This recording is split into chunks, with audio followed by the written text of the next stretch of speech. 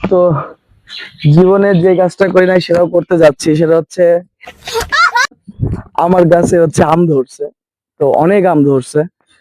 তো এই আমগুলা গাছের পরিমাণে, গাছ এত বড় উচ্চতা যে এই গাছে আমি সাব্বির হাসান কখনো উঠতে পারবো না, সম্ভব না। এই জন্য আমি একটা বাঁশের ব্যবস্থা করছি যে এটা দিয়ে পারবো। তবে আমার গাছ আম জাকির হাসান খাবে, মানে ও যে খাবে না এটা তো হইতে পারে না। আচ্ছা আয় আয় আয়। হয়েছে, একবার উঠছিলাম কাকি, এখন হচ্ছে এবার উঠবো, দেখি কি হয়।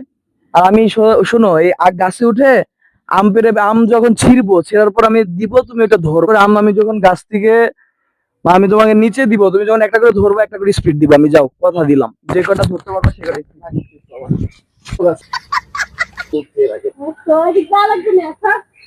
এবার দেন আছেন সাবির ভাই, কয়টা আম পারলেন যদি বলতেন। না, এই আম গাছে উঠতে পারবে না, মানে এটা আর কি উঠতে হলে তোমার একটু ঝামেলা আছে। বলেন।